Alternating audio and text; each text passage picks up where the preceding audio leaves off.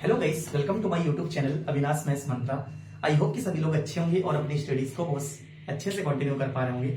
जितने भी मेरे प्यारे प्यारे स्टूडेंट हैं सबने अच्छे से पढ़ाई की और मैथ्स का एग्जामिनेशन यूपी बोर्ड में तो हो चुका है, बट सीबीएसई बोर्ड में अभी शेड्यूल्ड है। ओके, तो इसी टाइप के कुछ क्वेश्चन है जो कि मैं लाया हुआ हूँ अपने चैनल पे।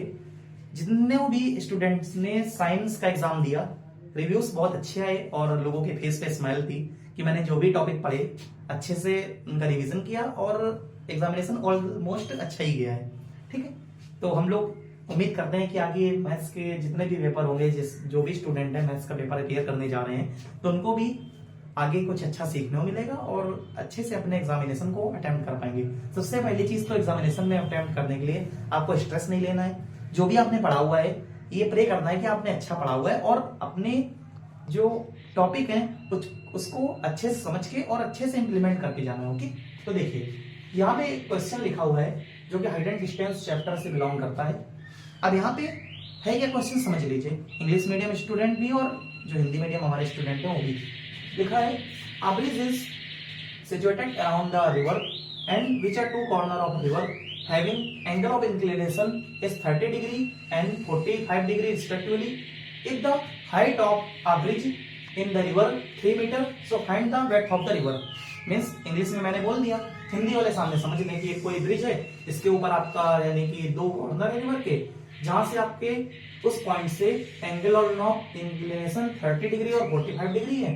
अगर आपका जो ब्रिज की हाइट उस पॉइंट की रिवर से अगर 3 मीटर के हाइट पे हो तो आपको रिवर की ब्रेथ बतानी है। तो इस टाइप के क्वेश्चन को सॉल्व कैसे करते हैं, अप्रोक्सीमेट एग्जाम में जब ये क्वेश्चन आता है तो 3 to 4 मार्क्स का आता है। ओके, ये चीज आपको ध्यान रखनी है। अगर आप क्वेश्चन कर लेते हैं तो 3 to 4 मार्क्स आपके पक्के हो जाते हैं और ज्यादा इसमें कुछ करना नहीं है। जो भी स्टूडेंट ट्रिग्नोमेट्री को अच्छे से पढ़ पाए हैं, मैंने अपने चैनल पे बहुत सारे वीडियोस डाले हुए हैं, अगर आपने नहीं देखे तो जाके उनको अच्छे से देखिए। मैंने वहां पे प्रूविंग, आइडेंटिटी रिलेटेड क्वेश्चन, जितने भी एग्जाम ओरिएंटेड टॉपिक्स होते हैं, क्वेश्चन होते हैं, मैंने खूब कराए हुए हैं। मेंसुरेशंस पे भी मैंने अच्छे से चर्चा की है। अब यहाँ पे इसको समझिए क्या मैंने बता रहा हूं। एक कोई पॉइंट है, ओके, सपोज करिए पॉइंट है और ये रिवर है, इस तरह से रिवर है और रिवर के दो कॉर्नर है। एक कॉर्नर सपोज करिए ए है, दूसरा कॉर्नर सपोज करिए बी है और ये जो आपका यहाँ पे है ये ब्रिज बना हुआ है। सपोज कर लीजिए ब्रिज बना हुआ है। कानपुर वाले भाई अपने डैम को एज्यूम कर ले, जो गंगा बैराज पे कोई डैम है। मान लो सपोज करिए कोई एक बंदा है यहाँ पे खड़ा हुआ है, तो उसको तो रिवर के दोनों कॉर्नर दिखेंगे ना। ओके, तो यहां से कोई पॉइंट है सपोज करिए पी। ओके, अब यहां से क्या है, एंगल ऑफ इंक्लिनेशन दो पॉइंट का आपको गिवन है। एक आपको 30 डिग्री की गिवन है, दूसरा आपको 45 डिग्री गिवन है। ओके, ये तो आपको गिवन डेटा दिया हुआ है। ओके, देन आपसे कह रहा है कि अगर उस पॉइंट की हाइट आपकी कितनी दी हुई है, 3 मीटर। ओके, 3 मीटर अगर आपको हाइट दी हुई है, ये पॉइंट भी कुछ नाम दे दीजिए डी। तो आपको क्या करना है, उस पर्टिकुलर दोनों जो रिवर के पॉइंट हैं उनके बीच का डिस्टेंस फाइंड आउट करना है। ओके, तो देखिए यहाँ पे सबसे पहले हम लोग को क्या करना है, पर्टिकुलर आपने फिगर समझ ही लिया कि आपके दो पॉइंट है, रिवर के कॉर्नर है। उसके बाद ऊपर एक ब्रिज है, ब्रिज के किसी मिडिल में कोई पॉइंट पी है। आप पी मैंने लिया, आप कुछ भी एज्यूम कर सकते हैं। तो पॉइंट पी से आपको एक कॉर्नर का एंगल ऑफ इंक्लिनेशन अनुमान कोण 30 डिग्री दिया हुआ है और पॉइंट पी से दूसरे कॉर्नर का एंगल ऑफ इंक्लिनेशन यानी कि अनुमान कोण आपको 45 डिग्री दिया हुआ है। अब आपको फाइंड आउट करना है कि जो दोनों कॉर्नर के बीच का डिस्टेंस कितना है, या फिर जो आपका रिवर है उसका वेट कितना दिया हुआ है। ओके, छोटा सा क्वेश्चन है।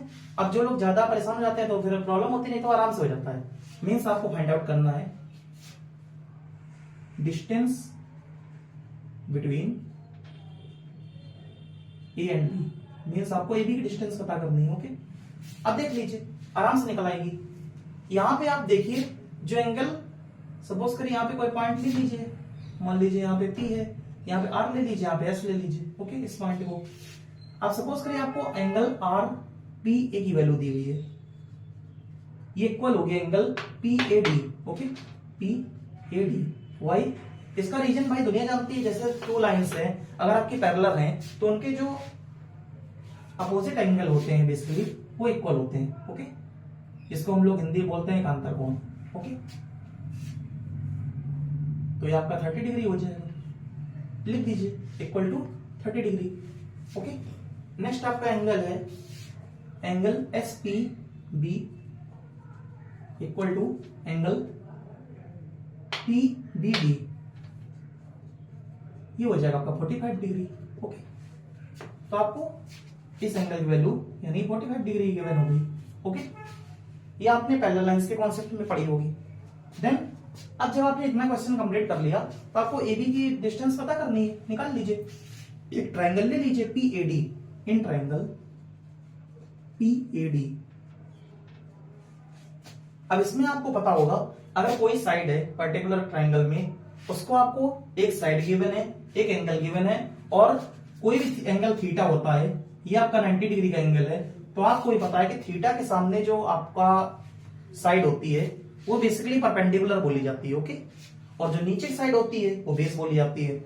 और दुनिया जानती है, आप भी जानते हैं कि परपेंडिकुलर और बेस का रिलेशन हमेशा tan या cot में होता है। ओके, तो आपकी मर्जी, आप इसमें tan लगा सकते हैं, cot लगा सकते हैं। ट्रिग्नोमेट्री भी आप पे अगर आप इसमें आइडेंटिटीज की बात करेंगे तो आइडेंटिटीज में हमने बहुत सारी चीजें पढ़ी हुई है, बट इसके जो sine cos tan cot sec cosec ये आपके रिलेशंस होते हैं, इसमें बहुत अच्छी हेल्प मिलती है हमको किसी भी एक इस टाइप की प्रॉब्लम को सॉल्व करने के लिए। एक अच्छा सा कॉन्सेप्ट है। तो समझिए, पीएडी आपने ट्रायंगल लिया और मैंने आपको बताया कि थीटा के सामने की साइड को आप परपेंडिकुलर बोलते हैं और नीचे की साइड को आप बेस बोलते हैं। तो परपेंडिकुलर बेस का रिलेशन आपका tan cot दो सेंस में होता है। ओके, तो आप चाहे tan लगा दीजिए चाहे cot लगा दीजिए, मैंने मान लीजिए tan लगा दिया।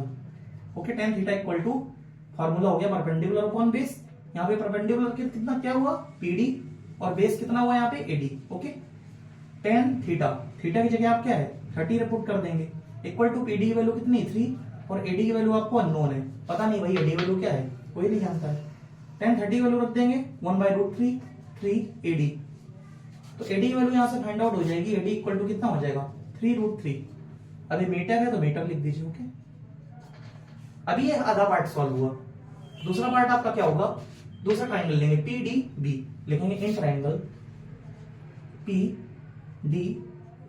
ओके, इसमें भी आपका थीटा है, थीटा के सामने साइड परपेंडिकुलर होगी और नीचे आपका बेस होगा। अब आपको परपेंडिकुलर और बेस में रिलेशन किसका होता है, यानी कि tan या cot का, तो आप tan या cot में से कुछ भी लगा सकते हैं, आंसर सेम ही आएगा।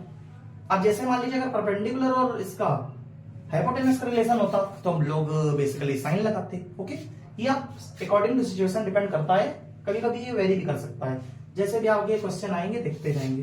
तो tan थीटा इक्वल टू क्या हो जाएगा परपेंडिकुलर अपॉन बेस, यहाँ पे हो जाएगा पीडी अपॉन बीडी। ओके, तो tan थीटा, यहाँ पे थीटा की वैल्यू कितनी है 45, तो tan 45 equal to PD means 3 upon BD. tan 45 means 1/1 3 upon BD, BD value हो जाएगी आपकी 3 मीटर। ओके, समझ गए। अब यहां से आपको टोटल डिस्टेंस पूछा है, मीन्स डिस्टेंस बिटवीन, जो आपसे क्वेश्चन पूछा था एबी, मीन्स आपको यही तो थी ब्रेड्थ ऑफ रिवर, यानी कि चाहे लिख दीजिए नदी की चौड़ाई। ओके,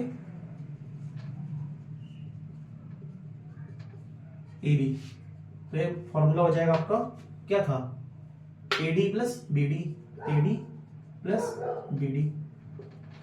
यहाँ पे एडी की वैल्यू कितनी है 3√3, बीडी वैल्यू कितनी है ओनली 3 यहां से कॉमन ले लेंगे, क्या आ जाएगा √3 + 1। ओके, अब √3 + 1 की चाहो तो वैल्यू रख लो, नहीं तो अगर आप आंसर यहाँ पे भी छोड़ देते तो कोई प्रॉब्लम नहीं है।